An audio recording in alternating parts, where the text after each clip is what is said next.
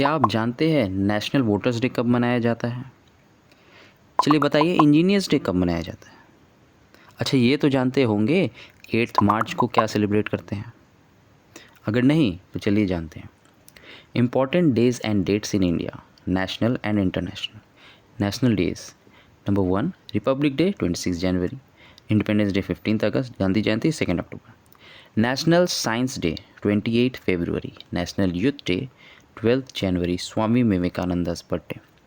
National voters day 25 जनवरी, national education day 11 नवंबर, Maulana Azad's birthday.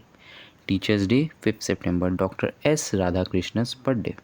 Engineers day 15 सितंबर, M Visvesvaraya's birthday. Constitution day 26 नवंबर। International days, ये भी एग्ज़ाम में पूछे जाते हैं।